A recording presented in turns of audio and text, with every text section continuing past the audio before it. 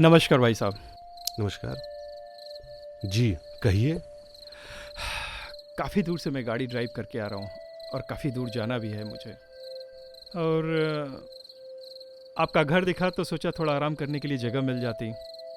गाड़ी है, उसी में आराम कर लीजिए। और उसमें तो एसी भी है। हमारे यहाँ तो बस पंखा मिलेगा। सही कहा आपने, लेकिन प्लीज़ थोड़ा मुझे भूख भी लगी है। और इस भयंकर जंगल में ना तो कोई होटल मिलेगा ना तो कोई ढाबा मिलेगा। आपका घर दिखा तो यहीं से कुछ मिल जाए। दिखा या ढूंढा गया? राहगीर भी कभी कभी सच बोल देते हैं। घटनाएं तो कभी भी हो सकती हैं, उसके लिए तो कुछ नहीं किया जा सकता है। अच्छा, तो बचाव के लिए मुझे क्या करना चाहिए? एक काम आप कर सकते हैं। क्या? ये जो है, ये मेरी आईडी है। इसमें मेरा सारा डिटेल है। आप चाहे तो अपने सारे दोस्तों को भेज सकते हैं। अगर कुछ होता है तो मैं ट्रैक किया जाऊंगा। अब रक्षक से किससे रक्षा करने के लिए बोलूं? नहीं समझा मैं। कुछ नहीं, अंदर चलिए।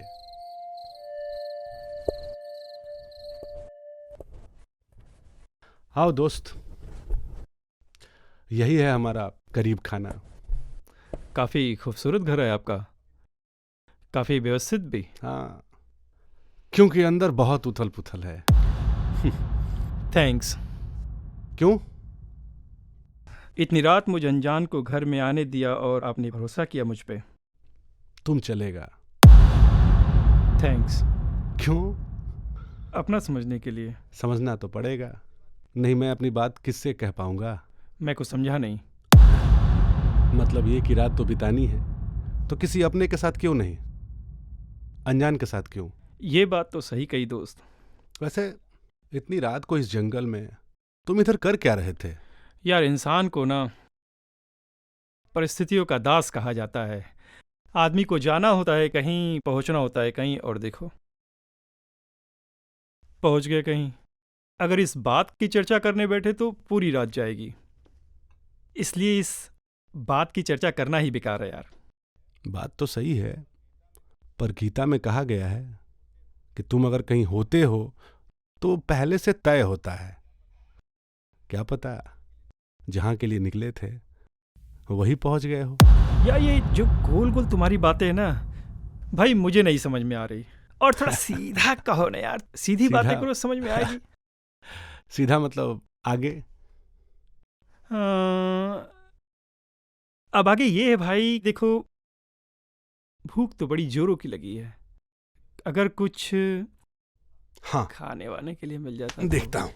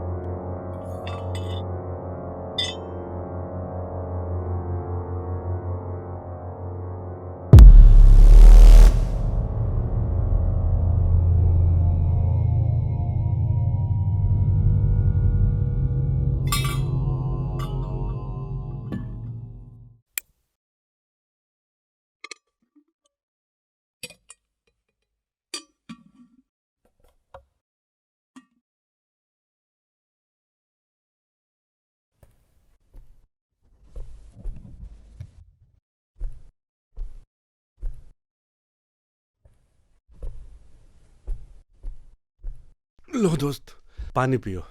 ये अच्छा किया। खाना अभी गर्म हो रहा है। प्यास लगी थी यार बहुत। वैसे पता है, अरे यार, मैंने तो तुम्हारा नाम ही नहीं पूछा। मेरा नाम बॉन्ड है, तुम्हारा? Alex. Alex. Christian? No, I am Hindus. Hindus? Yeah. वैसे एलेक्स, करते क्या हो तुम? मतलब कुछ क्या काम करते हो? कुछ नहीं। मगर यही सवाल अगर मैं तुमसे पूछूं तो? ये भी सही है। तो मैं कहूँगा कि मैं बीमा कंपनी में एक एजेंट हूँ मैं। झूठ। क्यों?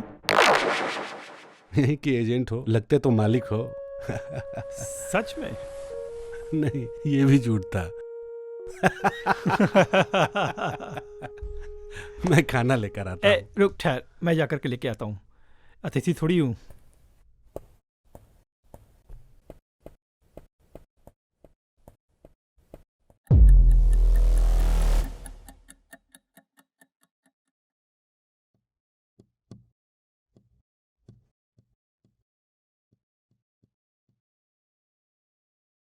ये लो दोस्त, शुरू हो जाओ। अरे मैंने खा लिया है। अरे भाई, थोड़ा सा साथ निभाने के लिए। खा चुका हूँ। मुझे सब पता है कि खा लिया है, लेकिन थोड़ा सा साथ निभाने के लिए प्लीज। ओके।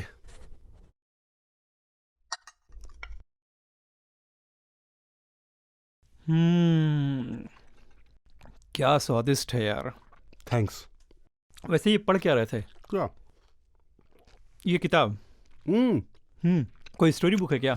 प्राचीन भारत के एक ऐसे जासूस की कहानी हम्म। जिसने 3 औरतों की हत्याओं का केस सुलझाया था। तो हत्या किया किसने था? शक तो 3 पर जा रहा है। पहला देवर, दूसरा मंत्री और तीसरा वैद्य। वो कैसे? यही तो सबसे रोचक बात है। देवर ने अपने भाभी को इसलिए मार दिया ताकि वो घर पर न बता सके कि उसका भाई, जो उसके बड़े भाई के रखे उस धन को वैश्या पर लुटा आया जिसके खो जाने से राजा उसके भाई की जान ले लेगा। और वो मंत्री कैसे दोषी हुआ फिर? मंत्री ने ही उस वैश्या को मजबूर किया था कि ये काम करे। उसने कहा कि उस औरत के देवर को फांस कर वो धन ले लो ताकि उसके पति को राजा मृत्युदंड दे दे। अच्छा, तो फिर वो वैद्य कैसे दोषी हुआ? वैद्य ने क्या किया था? वैद्य ने ही मजबूर किया था उस मंत्री को। और अगर मंत्री नहीं करवाता तो वो राजा को रानी और मंत्री के नाजायज संबंध के बारे में बता देता। तो वैद्य को ये कैसे पता था कि उन दोनों के बीच में नाजायज संबंध है? वैद्य ने रानी को जब प्रसव पीड़ा हो रही थी उस दौरान रानी से धमकाकर पूछ लिया था, क्योंकि वैद्य जानता था राजा नपुंसक है। उस पैसे में क्या था? नक्शा। खजाने का। खजाने का? हाँ, और जो राजा से वैद्य ले नहीं सकता था। राजा को तो पता ही नहीं था कि उस नक्शे में है क्या, और जो पैसा उस आदमी के पास में था वो धन अपने पास रख लेता और नक्शा उनको दे देता। ना, नक्शा उन 25 स्वर्ण मुद्राओं में से किसी एक पर था, जो कि 3 दिन के अंदर किसी दूसरे राज्य में पहुंचाना था। अगर वो नहीं पहुंचाया जाता तो युद्ध हो जाता और लाखों लोग मारे जाते। अरे बाप रे, युद्ध? अच्छा एक बात बताओ मुझे, एक तो वो भाभी मरी, फिर दूसरी और तीसरी कैसे मरी? और उस मंत्री ने उस वैद्य को ही क्यों नहीं मार दिया? युद्ध ही नहीं होता। अच्छा एक बात बताओ, दूसरी जो औरत मरी थी वो वैश्या थी क्या? नहीं, इन सारे तथ्यों को पहले जासूस ने सबके सामने रखा था। अब यहां से मुख्य जासूस की जांच शुरू होती है। तो परिणाम क्या निकला फिर? परिणाम यह निकला कि जांच में कुछ सत्यता थी ही नहीं। पहले जासूस ने पैसे को आधार बनाया और राजा के सामने सारे तथ्य रख दिए। तो फिर हुआ क्या था? हुआ ये था हाँ, कि मंत्री का रानी के साथ कोई नाजायज संबंध था ही नहीं। अच्छा। रानी ने मंत्री को मजबूर किया था कि ये काम वैश्या से करवाए। जो स्वर्ण मुद्राएं थीं वो वैश्या के द्वारा ही मंगवाए। अच्छा। नहीं तो वह राजा से कुछ बोल देगी। अब उस वैश्या का जो शर्त था वो ये था कि अगर मेरे वैश्यालय के मालकिन को मार दिया जाए तभी मैं ये काम करूंगी। मंत्री भी मजबूर था। मंत्री ने कहा ठीक है। मंत्री ने वैश्यालय के मालकिन को मरवा दिया और फिर वो वैश्या उस औरत के देवर को फांस कर वो पैसे ले ली।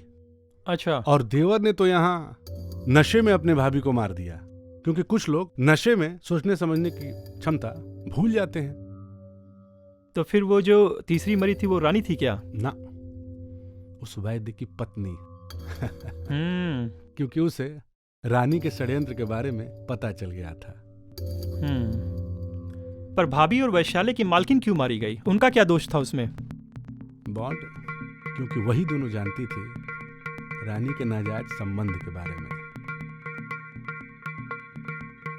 और वो युद्ध वाली बात? वो भी सही था, हम्म पर देवर उस पोटली को ले ही नहीं गया था। हम्म भाभी समझी कि वही पोटली है, देवर नशे में था, बस हो गया कांड। और रानी का किसके साथ नाजायज संबंध था? सोचो,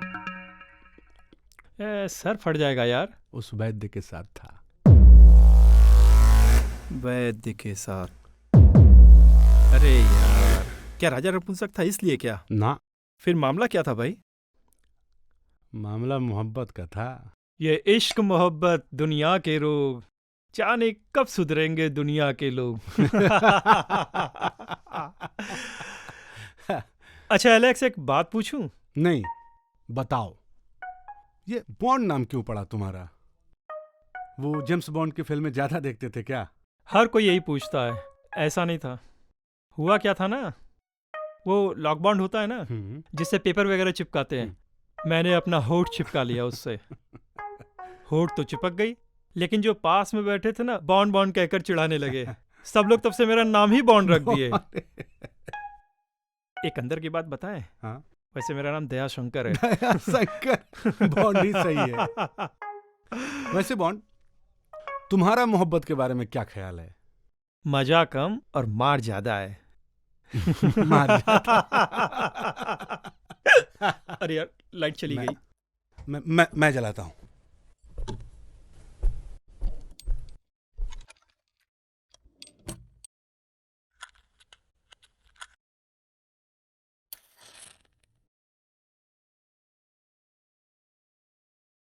अरे डरो डरो मत भाई। अरे मैं ही हूँ यार, डरो मत। भूत देख लिया क्या? वो क्या है ना कि मुझे बहुत सफोकेशन हो रही थी, तो सोचा खिड़की पे जा करके थोड़ी सी सांस ले लिया। ठीक ठीक है भाई, डर रहा था मैं भाई, डर रहा मैं तो था। डर को अच्छा मानता हूँ। वो कैसे? अगर डर न रहे तो समाज चल नहीं सकता। ये बात भी सही है। पेपर पढ़ते हो एलेक्स? अब यहाँ तो मुश्किल है। हाँ, शहर जाता हूँ तो कभी कभार पढ़ लेता हूँ। कैसी कैसी खबरें छपती है ना, कभी खून तो कभी रेप, ऐसी ऐसी क्रूर घटनाएं छपती है, ऐसे ऐसे क्रूर केसेस पढ़ने को मिलते हैं कि दिल दहल जाता है यार। सोचो, पुलिस और कानून रहते हुए भी ये हाल है। अगर ये सब ना होते तो?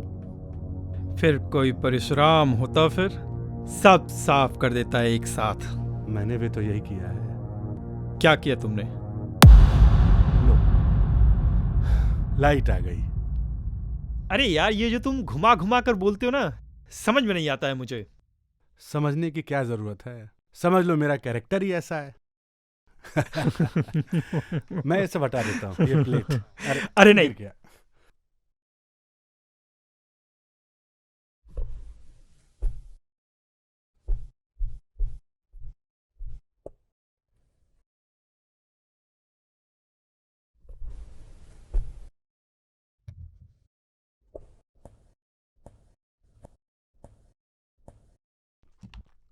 थैंक्स।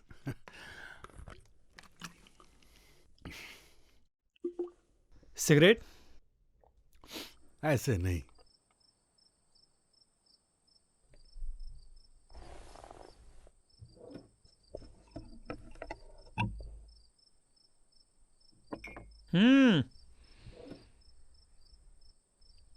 वाइन?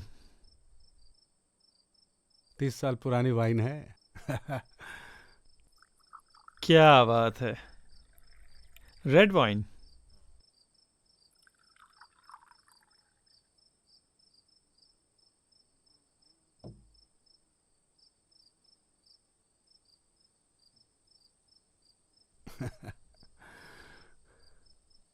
कभी कभार तो दोस्त मिलते हैं पीने के लिए, वरना तन्हाइयाँ कम थोड़ी है जिंदगी जीने के लिए। वाह वाह, क्या बात है, क्या बात है।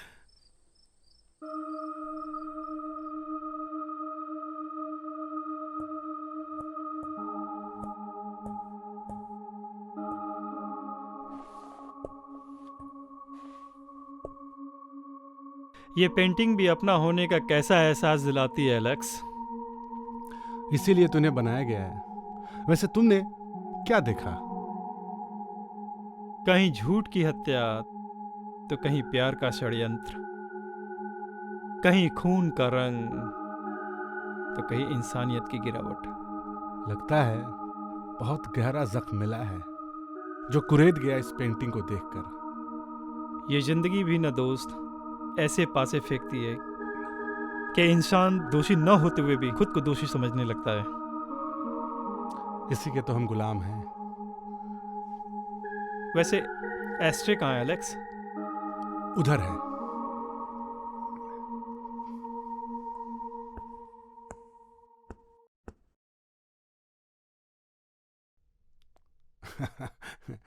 नहीं मिला? नहीं भाई, कहाँ है? ये देसी जुगाड़। आ,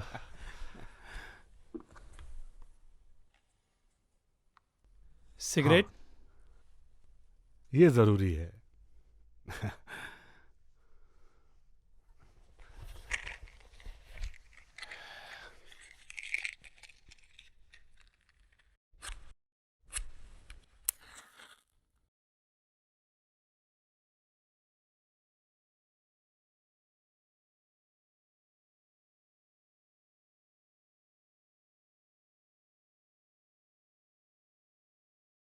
क्या हुआ दोस्त? मैंने देखा कि उस पेंटिंग को देख के तुम उदास और परेशान दोनों हो। कुछ नहीं यार, मेरा एक दोस्त था मणि, वो आजकल जेल में है। जेल में? कारण? कारण ये था कि वो बाहर काम करता था और उसकी पत्नी काफी खूबसूरत थी, लेकिन वो घर पे ही रहती थी अपने सास ससुर के पास में। और जो मेरा दोस्त था उसका एक दुश्मन था जो उसके पास में ही रहता था और काफी जलता था उससे। उसने अपनी पत्नी से कहा कि जाकर के मेरी दोस्त की पत्नी से दोस्ती कर लो। अच्छा, एक मिनट। किसने कहा किसकी पत्नी से दोस्ती करने के लिए? अरे वो जो मेरा दोस्त था ना, उसका जो दुश्मन था, उसने अपनी पत्नी से कहा कि मेरे दोस्त की पत्नी से दोस्ती कर लो। अच्छा, फिर? हुआ ये कि जो मेरे दोस्त के दुश्मन की पत्नी थी ना, वो जाकर मेरे दोस्त की पत्नी से दोस्ती कर लिए। और हुआ ये कि उसने कहा कि एक काम करो, उसकी जितनी गुप्त बातें हैं वो आकर मुझे बताओ, जिससे मैं उसको सबक सिखा सकूं। और उसकी पत्नी ने ठीक वैसा ही किया, सारी बातें पता करके उसे बताती जाती। एक मिनट।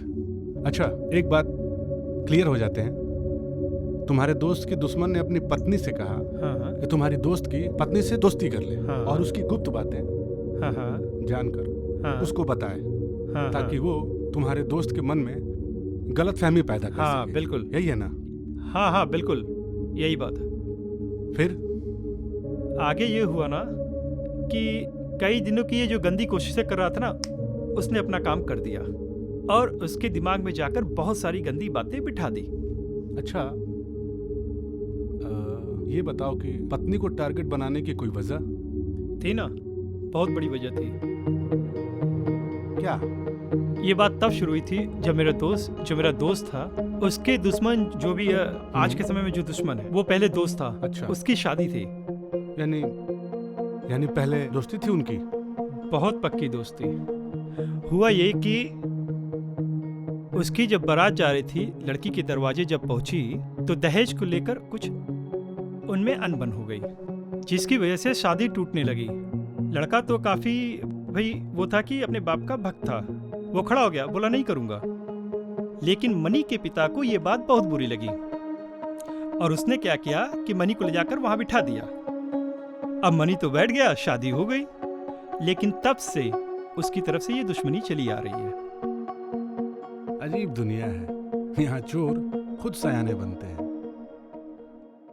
अच्छा, वो डायरेक्ट बातें करता था? नहीं, किसी न किसी तरीके से उस तक बात लेकिन जरूर पहुंचा देता था। तब हुआ क्या, फिर वो गया अपनी पत्नी के पास में और जा करके उससे सवाल पूछा कि भाई ऐसी ऐसी बात है।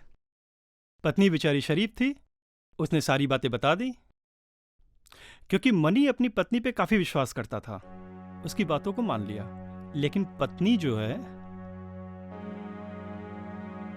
ये बात सह नहीं सकी और काफी दुख हुआ उसको। ये लगने लगा कि जो बातें कुछ दो लोगों के बीच में होनी चाहिए थी वो सारे समाज को पता लग गई। और खाली यही नहीं, उसके चरित्र पे भी सवाल उठाना शुरू कर दिए। ये बात उसे सहन नहीं हुआ दोस्त, और उसने जा करके आत्महत्या कर ली। लेकिन मनी था ना, जब उसने देखा कि उसकी पत्नी ने आत्महत्या कर लिया तो जा करके उसका हत्या कर दिया, जो इन सब का कारण था। ये गलत हुआ। क्या? दुश्मन को मारना? नहीं, उसके साथ तो जो किया उसने बिल्कुल सही किया। फिर इसमें गलत क्या था? पत्नी का आत्महत्या करना। वो तो गलत था ही, पर एक इज्जतदार औरत के पास दूसरा रास्ता भी क्या था? तो फिर गलत क्या था? गलत वो आदमी था जिसने मनी तक उसके दुश्मन की बात पहुंचाई। गलत वो औरत थी जो एक औरत होते हुए भी एक औरत की भावनाओं को सरेआम नीलाम किया। गलत वो सब थे जिन्होंने किसी की इज्जत को इंटरटेनमेंट समझा। गलत वो डर था कि समाज क्या कहेगा। काश ये बात मनी समझता, क्योंकि आज भी वो अपनी पत्नी की मौत का जिम्मेदार खुद को समझता है। बॉन्ड, वो शायद ही इस दुख से उबर पाए। बात तो करनी पड़ेगी, बात तो पूछना पड़ेगा। लेकिन अब सामने वाला कमजोर और खुदकशी कर ले, हम क्या कर सकते हैं उसके लिए? यहाँ आपका पूछना ही आपको दोषी घोषित करता है। ठीक है, तो फिर कोई कारण बताओ जिस पर हम उस पर भरोसा कर सके। इसका कोई कारण नहीं है दोस्त, बस भरोसा है। अच्छा, मान लो कि कोई आदमी तुम्हारे यहाँ फोन करके बोले कि मैंने तुम्हारी पत्नी के साथ सेक्स किया है, तो तुम क्या करोगे? अरे ऐसे कोई मान लेगा कैसे? मान लो कोई उचक्का तुम्हारे पत्नी के पीछे शादी से पहले पड़ा हो और वो चाहता है कि तुम्हारी पत्नी की शादीशुदा जिंदगी बर्बाद कर दे, और उसे ये कहीं से पता चल जाए कि तुम्हारे पत्नी के छुपाने वाले जगह पर तिल है। वो चाहे जैसे भी, डॉक्टर से, परिचित से, किसी से भी, तो तुम क्या करोगे? अच्छा, तुम्हें लगता है कि ऐसी बातें ऐसे ही पता लग जाएंगी? बस तुमने पूछा और कहानी शुरू। कोई पूछे नहीं इस बात को? दोस्त, तुम समझ नहीं रहे हो कि मैं कहना क्या चाहता हूं। ये बात किसी घटना या वस्तु के बारे में नहीं है। ये किसी के व्यक्तित्व पर उठे वो सवाल हैं जिनका वजूद ही तुम हो। अगर तुम अपनी पत्नी को सही मानते हो तो वो गलत होते हुए भी पूरी दुनिया से लड़ जाएगी। लेकिन अगर तुम्हारे मन में जरा सा भी संदेह हुआ अपनी पत्नी के लिए, तो वो सही होते हुए भी टूट जाएगी। लेकिन यार, तुम कहना क्या चाहते हो? मैं कहना ये चाहता हूं कि जिस पत्नी के साथ तुम इतने दिनों से रह रहे हो, क्या तुम उसको जरा सा भी नहीं समझ पाते कि किसी गैर के कहने पर तुम उससे सवाल पूछ बैठते हो? तुम्हारी पत्नी तो उसे जानती भी नहीं, और तुम तो बिल्कुल नहीं जानते उसको। सॉरी यार, ये बात तुमने सही कही। पता है बॉन्ड, समाज में लड़कियों की स्थिति बड़ी अजीब होती है। कोई कुछ भी कह दे, लोग मान जाते हैं। वो तो भला हो कि उनके पास अपने लोग हैं, अपना घर है। नहीं, समाज इन्हें गणिकाओं की देवी की मान्यता देने में भी पीछे नहीं रहेंगे। वो बात पता है तुम्हें?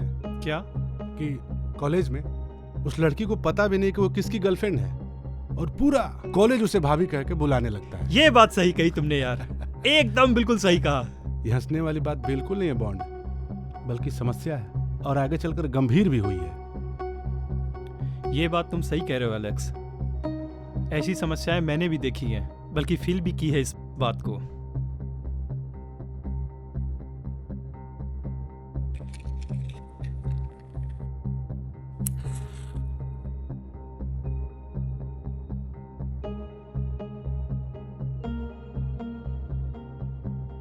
वैसे एलेक्स, इतनी दूर यहाँ रहने का कोई कारण, कोई विशेष वजह? क्यों? कोई दिक्कत है? नहीं यार, मैं बस यही पूछ रहा हूँ कि हो भी सकती है यार, या नहीं भी हो सकती है। कैसे? अब देखो, एक जिम्मेदार नागरिक की तरह बात पूछूं तो यहाँ रहना, इतने वीराने में रहना सेफ नहीं है दोस्त। चोर, डाकू, लुटेरे, समझ रहे हो ना इसका मतलब क्या है इसमें? अच्छा, ये दिक्कत थी तो ये बात थी, और दिक्कत नहीं होती तो? यार, मेरे जैसे को रहने के लिए यहाँ जगह तो मिली रात को। और कई बार पुलिस वालों को भी। क्या मतलब? ये जो तुम्हारी गोल गोल बातें ना, ये मुझे परेशान करती हैं। वैसे एलेक्स, पुलिस वालों के बारे में तुम्हारा क्या ख्याल है? अचानक ये सवाल, ऐसा क्यों? अरे ऐसे ही यार, पता है, एक थ्योरी लिख रहा हूँ। अच्छा, लिखूंगा तुम्हारे बारे में यार, लोग जानेंगे तुम्हारे विषय में। तो मेरे ख्याल से वर्दी अच्छी की हाथ लग जाए तो रक्षक वरना भक्षक। वैसे तुम किस कैटेगरी के हो? क्या मतलब? मतलब ये कि वर्दी अगर तुम्हें मिल जाती तो तुम किस कैटेगरी के होते? देखो है क्या, कोई भी अपने आप को बुरा कहना नहीं चाहता, लेकिन ये सिस्टम उसको भक्षक बनाने पर मजबूर कर दे तो कोई कर भी क्या सकता है। यानी सिस्टम तुम्हें जो कहेगा करने को करोगे? करूंगा। यहाँ अपना जमीर कोई मायने नहीं रखता? रखता है यार, बिल्कुल रखता है, पर आदमी को कभी बुरों के साथ ना बुरा बनना पड़ता है। यानी सिस्टम, अब तुम्हारे सीनियर अगर तुमसे ये कहें कि तुम अपने माँ को बेच दो तो बेच दोगे? एलेक्स, यहाँ तो सिस्टम का दबाव है ना, और सीनियर भी हैं। ऐसी कोई भी सिस्टम, ऐसी कोई भी मजबूरी नहीं हो सकती जिसमें आदमी को इतना नीचे गिरा दे, जिसमें अपनी माँ को बेचना पड़े। मातृभूमि भी तो हमारी माँ है, उस पर ऐसा दबाव क्यों?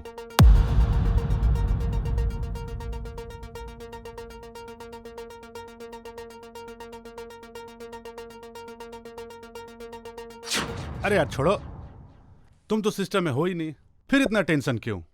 जब हो ना तो सही रहना अपनी जगह पर। वैसे क्या सोच रहे हो दोस्त? कुछ नहीं। बड़ी सोसाइटी। किसके नजरिए से, मेरे या तुम्हारे? इसमें भी दो अलग अलग कैटेगरी होती है। क्यों? यार मुझे तो लगा अधिकतर लोगों की राय एक ही होगी बस। हो सकती हो एक ही हो, लेकिन इस वक्त देखा जाए तो हम दोनों की राय अलग अलग है। बुझ गई। वैसे बताया नहीं तुमने यहाँ पे अकेले रहने का कारण क्या है?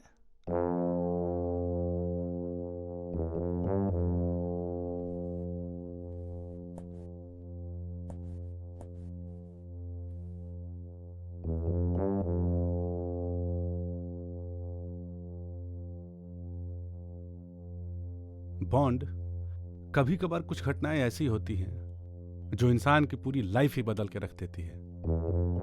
हालांकि वो घटना मेरी लाइफ में इतनी बड़ी नहीं थी, लेकिन छोटी भी नहीं थी। मैं 15 साल का था जब मुझे स्कूल में पहली बार लेखनी पर पुरस्कार मिला था। घर पर माँ बहुत खुश थी, लेकिन पिताजी खुश नहीं थे। उनका कहना यह था कि अगर यही पुरस्कार पढ़ाई में मिलता तो समाज में कितनी इज्जत बढ़ती। अब मुझे ये समझ में नहीं आ रहा था कि पढ़ाई में पुरस्कार पाने पर समाज उन्हें कौन सी इज्जत दे देता, और कौन सी इज्जत उनकी चली गई मेरी लेखनी पर पुरस्कार पाने पर। तभी से समाज को लेकर मेरी राय बदल गई।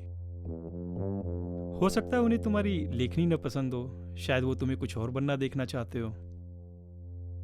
ठीक है बॉन्ड, संस्कारों को और नियमों पे तो मैं अपने माँ बाप के सिखाए संस्कार और नियमों को मानता हूं, लेकिन समाज में मुझे क्या बनना है इसका निर्णय कौन करेगा? यार इसमें निर्णय की क्या बात है? देखो, इससे तुम अच्छे और संस्कारी ही तो बनोगे। नहीं समझते हो बॉन्ड, मेरे कहने का मतलब था अच्छा और संस्कारी बनना तो माँ बाप के पालन पर निर्भर करता है, लेकिन समाज में मुझे क्या बनना है ये किसका निर्णय होगा? ऑफ कोर्स तुम्हारा है, भविष्य तुम्हारा है, क्या करना है क्या नहीं करना है, तो इसका निर्णय तो तुम्हारा ही होगा ना। बस इसी बात को लेकर मेरा कभी उनसे नहीं पटा। वो ये चाहते थे कि मैं वो बनूं जो वो चाहते हैं, और मैं हमेशा अपने मन की करता। तो फिर क्या था, मैं खुद ही अपना सोशल रूल बनाता और उस पर चलता। मैं सारे सामाजिक बंधनों को नहीं मानता था, लेकिन जो जरूरी थे, जो नियम जरूरी था, उनको मैं जरूर मानता था। कॉलेज में आने के बाद तो मैं छात्र संघ का अध्यक्ष बन गया। आए दिन नए मामले मैं खुद ही सुलझा लिया करता था। कॉलेज के भी कई सारे नियम कानून को भी मैंने बदल दिया, लेकिन पिताजी के सिद्धांत को नहीं बदल पाया। हालांकि मैं खुद भी उनके कई सारे सिद्धांतों को मानता था, लेकिन उनके नियमों के तहत नहीं, खुद के नियमों के तहत। फिर धीरे धीरे हम दोनों के बीच उसूलों और सिद्धांतों की खाई बड़ी होती गई। अब फिर मैं यहां चला आया। यानी फिर तुम लोग अलग अलग हो गए? बॉन्ड, पेड़ से अगर टहनी को काट दी जाए तो नुकसान किसको होगा? नेचुरली यार, टैनी को ही होगा। हम वही हैं। यार छोड़ो यार, इसीलिए मैं इन सब बातों को नहीं करता। बड़ा बोरिंग सा माहौल हो जाता है। लेकिन एलेक्स, ये जो चुप्पी है ना, सब कुछ बयां कर देती है दोस्त। एक सेकेंड।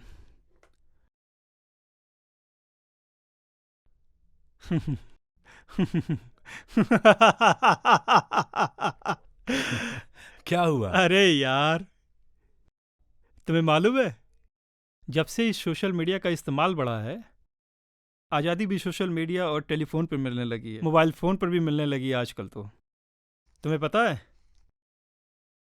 अगर हमारे देश का झंडा अगर सड़क पे गिर जाए ना, तो लोग उसे उठाते नहीं हैं, उसकी पिक खींचते हैं, सोशल मीडिया पे पोस्ट कर देते हैं और उसके नीचे एक टैगलाइन मार देते हैं, ये जो आज़ादी मिली है ना, हमारे पूर्वजों ने कितने सारे बलिदान दिए हैं, तो जाके हमको आज़ादी मिली है।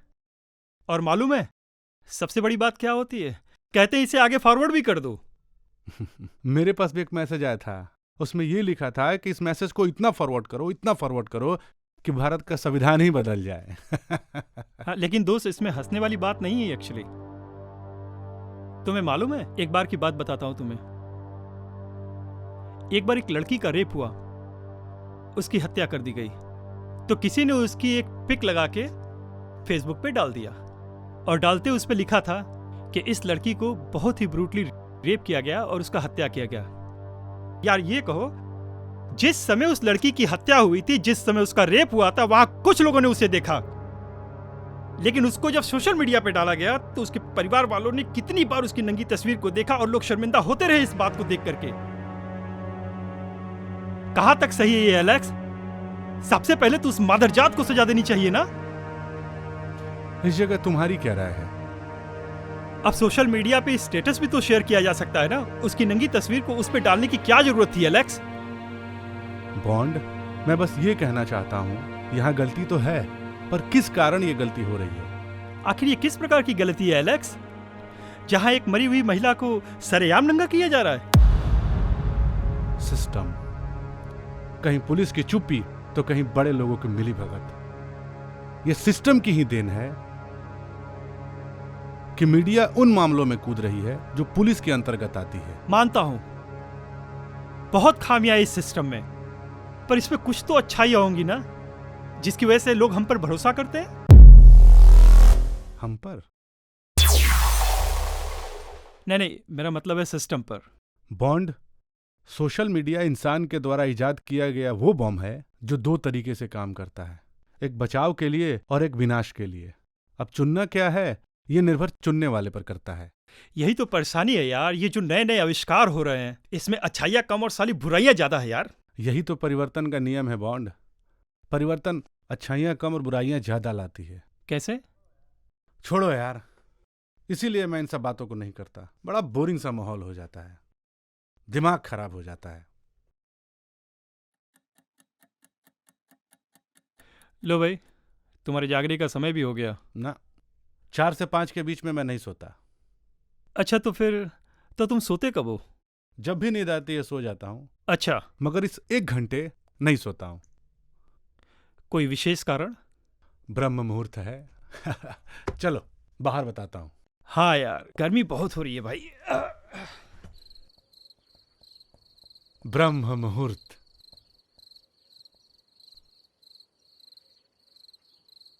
सपनों को मानते हो बॉन्ड? हाँ। मैं भी मानता हूँ। क्या? सपनों को। बॉन्ड, ये 4 से 5 के बीच का जो समय होता है ना, हाँ, वो सपनों का समय होता है। ये बात तो सही कहा तुमने। लोग कहते हैं कि इस दौरान देखा हुआ सपना अक्सर सच हो जाता है। कोई कभी तुमने देखा ऐसा कुछ जो सपने में सच हुआ हो? हाँ, देखा है। क्या? एक बार क्या हुआ कि मैं कुछ गलियों से भाग रहा था, एक्चुअली छुप रहा था, और जिससे मैं छुप रहा था वो बार बार आकर के मेरे सामने खड़ा हो जा रहा था। कहाँ? सपने में देखा था? सपने में ही देख रहा था। मैं जिधर जाता भागकर, जिस गली से भाग के जाता, वो साला मेरे सामने आकर के मेरी आंखों के सामने खड़ा हो जाता। मुझे समझ में नहीं आ रहा था कि जान कैसे बचाऊं, कहाँ भागूं। और भागते भागते भागते भागते मैं कुछ दूर ऐसी जगह पहुंचा जहां पे देखा कि कुछ गोदाम, जानते हो ना, कुछ इस तरीके का गोदाम जैसा दिखता है। कई घर दिखे मुझे, और वो घर कुछ इस तरीके से था कि जैसे मान लो कि एक गोदाम है, ऐसे एक घर ये है, फिर उसके बगल में एक घर है, फिर उसके बगल में एक घर है, इस तरीके से कई घर है वहां पे। हर घर में एक एक दरवाजा था, जैसे एक दरवाजा इधर एक दरवाजा इधर, तो जैसे एक में से घुसो और दूसरे में से निकल जाओ। और इन सारे घरों को जो बांट रहा था वो पतली पतली गलियां थी। अब मैं जहां जा रहा था मेरे पीछे आ रहा था, तो मैं क्या किया, एक घर में घुसा और घुस करके जा करके सामने कमरे में एक सोफे पे बैठ गया। ठीक। अब जब मैं बैठा वहां पे, तो सामने देख रहा हूँ दरवाजे पे जो वो मेरे पीछे था, जो मेरे पीछे लगा हुआ था, वो आकर के सामने दरवाजे पे ऐसे हाथ रख करके खड़ा हो गया। अब तो मुझे समझ में नहीं आ रहा था कि मैं कहां जाऊं। इतना ही नहीं था, वहां पर उसके पीछे एक भयानक दैत्य। तो मैं क्या देख रहा हूं, मेरी ओर वो चला आ रहा है।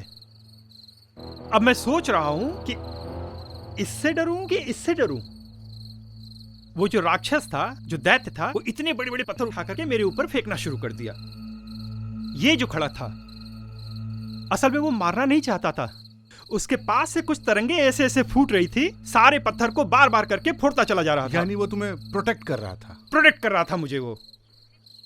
एक बार फोड़ा, दो बार फोड़ा, तीन बार फोड़ा, लेकिन वो कितनी बार उसको होल्ड करता।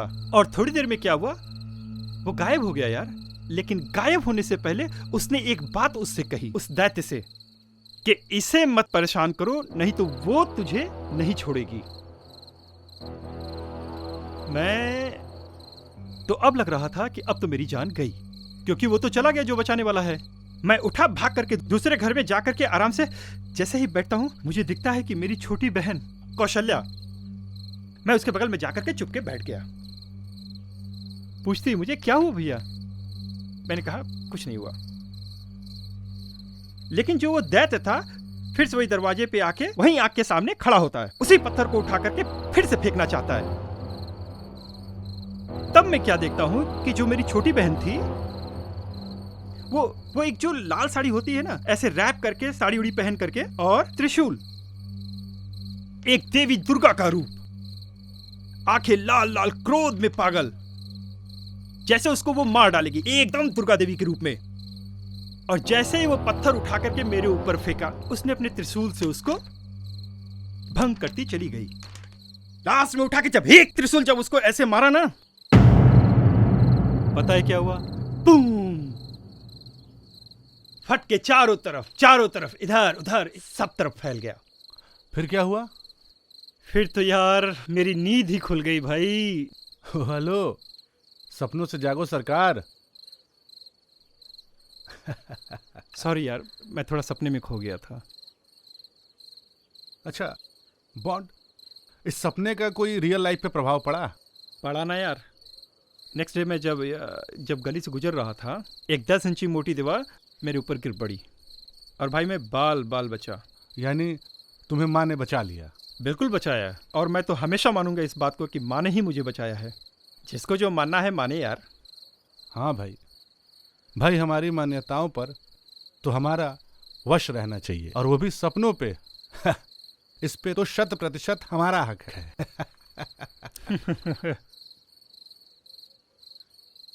अच्छा एलेक्स, ये सपने न देखने का ये अजीब गरीब ख्याल कहाँ से आया? मतलब सपनों पे तो यार किसी का वश नहीं चलता। बात तो सही कही तुमने, लेकिन दिमाग का क्या करोगे? जहां बचपन से ये बैठाया गया है कि 4 से 5 के बीच का सपना सच हो जाता है, इसलिए दिखता तो है पर कोशिश रहता है कि ना देखूं। यानी इसका मतलब कि तुमने कोई सपना देखा और कुछ बुरा हुआ, जिसके कारण कि तुमने ये सपना देखना ही छोड़ दिए। हाँ, ऐसा कह सकते हो। अच्छा एलेक्स, एक बात पूछूं? पूछो। ये अब हम दोनों में इतनी अंडरस्टैंडिंग तो यार हो ही गई है कि हम अब अपनी पर्सनल चीज़ों को भी एक दूसरे से शेयर कर सकते हैं। क्या करोगे जानकर? कुछ बातें पर्दे में ही रहने दो तो अच्छी बात है। क्या पता आपके हाथ कुछ ऐसे रहस्य लग जाएं जिनकी तलाश में आप खुद निकले हो। मतलब? मजाक। बॉन्ड,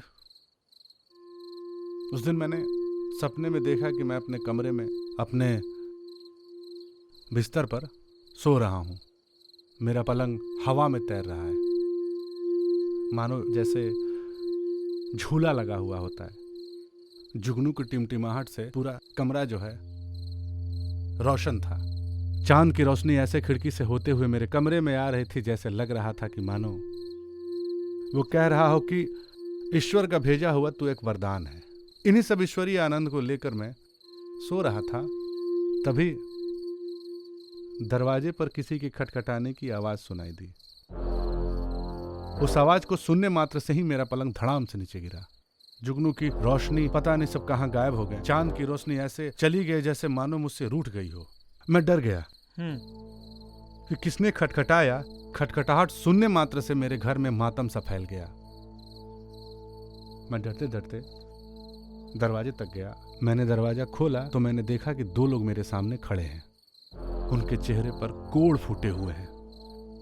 शरीर एकदम विकृतियों से भरा हुआ है। शरीर पर जो वस्त्र है वो भी इंसानी चमड़ों से पहने हुए हैं। ऐसा लग रहा था जैसे दो हैवान मेरे सामने खड़े हों। मैं अभी पूछता ही कौन है आप, क्या है, तभी उन्होंने मुझे धक्का दिया, अंदर आकर बैठ गए। अच्छा। मैं बहुत डर गया। मैंने पूछा कि भाई आप कौन है, क्या चाहिए आप लोगों को? तो उन्होंने कहा कि हमें भूख लगी है, हमें खाना दो। मैंने कहा खाना तो इस समय नहीं है। वो कहने लगे कि अगर तुम मुझे खाना नहीं दोगे तो हम तुम्हें खा जाएंगे। अच्छा। मैं तो एकदम से मैंने कहा कि खाना तो नहीं है, शराब और नमकीन है, कहिए तो मैं ला दूं आप लोगों के लिए। क्या बात है, सपने में शराब और चखना? हो सकता है भाई, सपना है। हाँ, ये बात तो है। फिर तो मैंने शराब और नमकीन उनको लाकर दिया। वो खाने लगे तो मैंने आश्चर्यवश पूछ दिया कि भाई ये क्यों बीमार हैं आप लोग, ये आप चेहरे पर आपके कोढ़ और ये सब। तो वो हंसने लग गए। उन्होंने हमसे कहा कि ये कोढ़ नहीं, ये हमारे उपहार हैं। हम जैसा काम करते हैं ना उसके हिसाब से हमें उपहार मिलता है। मैंने सोचा कि ये कौन सा इनका काम है। मैंने पूछा कि आप क्या काम करते हैं? वो दोनों मुझे घूर के देखने लगे। मैं एकदम से डर सा गया कि ये कुछ करेंगे क्या। तब तक फिर दोनों हंसने लगे। उनमें से एक ने कहा कि हमने आज जो किया वो इसी का उपहार है, ये जो कोढ़ हमारे चेहरे पर दिख रहा है। मैंने कहा क्या किया? तो उसने कहा कि मैंने एक 8 साल की लड़की के साथ रेप किया और उसे जिंदा गाड़ दिया।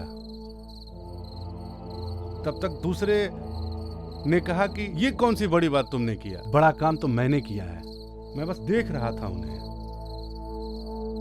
दूसरे ने कहा कि मैंने 18 साल की बच्ची के साथ रेप किया और उसे चकले पर बेच दिया। पहले ने कहा कि इसमें कौन सी बड़ी बात है। पता है उसने क्या कहा? जो 18 साल की बच्ची थी वो मेरी बेटी थी। इतना सुनते ही मेरे अंदर जैसे बौखलाहट सी मच गई।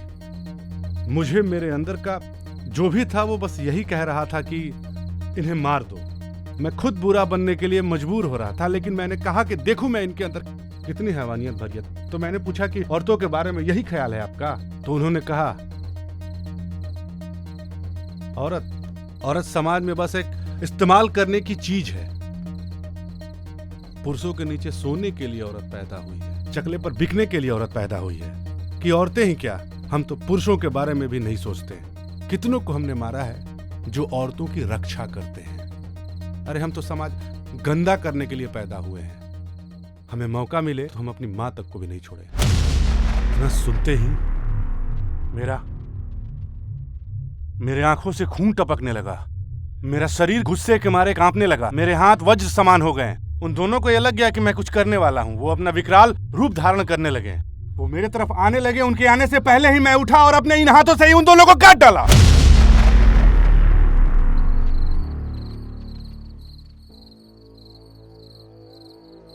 तब मैं फिर उठा। मेरे हाथ में चाकू था और दो लोग मेरे सामने मरे पड़े थे।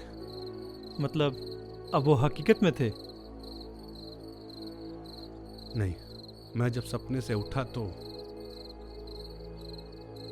पसीने से भींगा हुआ था और अपने बिस्तर पर लेटा हुआ था। बहुत भयानक सपना था यार ये तो। वैसे एलेक्स, तुम्हारी असल जिंदगी में कोई फर्क पड़ा क्या? हाँ, पड़ा ना। हाँ। जान जाओगे। कौन? मैं? अच्छा बॉन्ड, ये बताओ कि ये कानूनी रूप से कहाँ तक गलत है? मुझे कुछ सजा मिलनी चाहिए इसके लिए? बिल्कुल मिलनी चाहिए। कानून हर एक गुनाह की सजा देता है, और हर आदमी ऐसे ही सजा देने लग जाए तो फिर कानून किस काम का? सुधरना भी तो एक रास्ता होता है ना यार, और कानून सुधरने का एक मौका जरूर देता है। इनके लिए भी सुधार का मौका है क्या कोई? नहीं, इनके लिए बिल्कुल नहीं है। इन्हें तो फांसी की सजा दे देनी चाहिए यार। मैंने भी तो यही किया।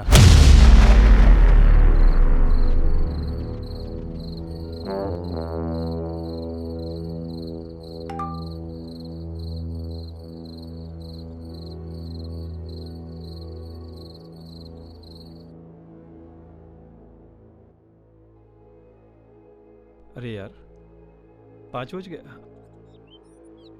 पता ही नहीं चला टाइम का कब 5 बज गया। वैसे मुझे अब जाना होगा, काम है मुझे।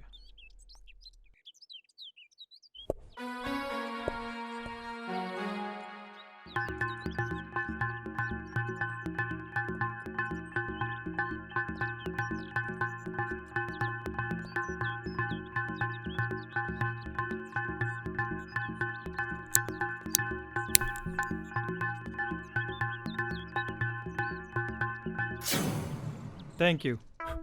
वेलकम। वैसे एलेक्स, तुमने बताया नहीं कि जो रानी थी उसे ये पता था कि वैश्या यही शर्त रखेगी कि उसकी मालकिन को मार दो, और जो भाभी थी, जिसको वो क्या भाभी थी ना, हाँ, वो जो भाभी थी उसे कैसे मालूम था कि उसका देवर ही उसने चोरी किया है या वो चोरी करने वाला है?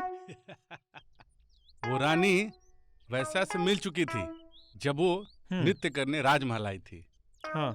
उसने उसकी सहेली से बात करते हुए सुन लिया था कि जो भी उसके मालकिन को मारेगा उसके लिए वो कुछ भी करेगी। और भाभी तक तो रानी ने ही खबर पहुंचाई थी कि उसका देवर जो है पैसे को लेकर वैश्या पर लुटा आया। देवर ने तो नशे में बस घायल किया था, मारा तो रानी ने था। बाप रे, ये मोहब्बत यार, दिमाग खराब हो जाता है। चलता हूँ दोस्त। बॉन्ड, हाँ। ये लाइटर रख लो। अरे भाई, मैं खरीद लूंगा यार, मिल जाएगी रास्ते में। जरूरत है वही है ये। मतलब क्यों? क्योंकि मैं जानता हूँ तुम कौन हो। कौन हूँ भाई? दोस्ती की निशानी है, रख लो। ठीक है।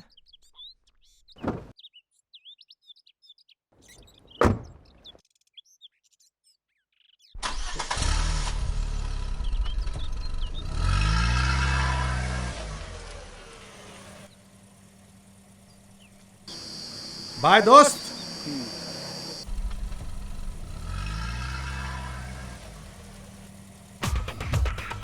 मेरे हाथ में चाकू था और दो लोग मेरे सामने मरे पड़े थे। बॉन्ड। हाँ।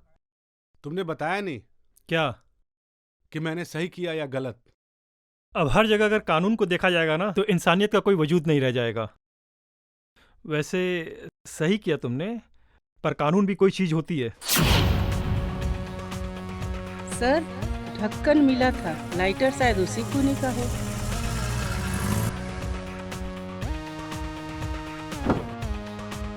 सर, पता नहीं किसने मारा था उन दोनों को, लेकिन जिसने भी मारा बहुत बुरी तरह मारा था। कुछ बातें पर्दे में ही रहने दो तो अच्छी बात है। क्या पता आपके हाथ कुछ ऐसे रहस्य लग जाएं जिनकी तलाश में आप खुद निकले हो।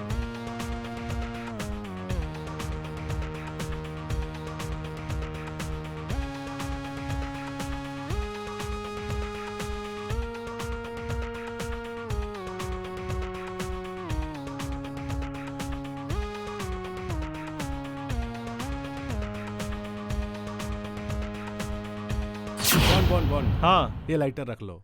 अरे भाई मैं खरीद लूंगा यार, अरे मिल भाई, जाएगी जिसकी रास्ते में। जरूरत है वही है ये। मतलब क्यों? क्योंकि मैं जानता हूँ तुम कौन हो। अच्छा हुआ सर, मार दिया किसी ने, साले कोड़ थे इस समाज में। अपने इन्वेस्टिगेशन में लिखोगे क्या?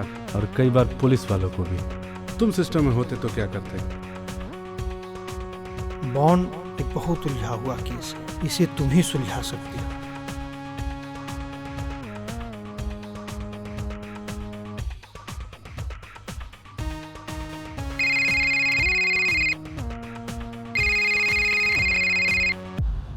जय हिंद सर। क्या हुआ, मिला वो? वही था वो आदमी? नहीं, अभी तो कुछ पता नहीं लगा। असल में हम जिसको ढूंढ रहे हैं वो यहाँ है ही नहीं। जैसे कुछ मिलता है आपको बताता हूँ सर। जय हिंद।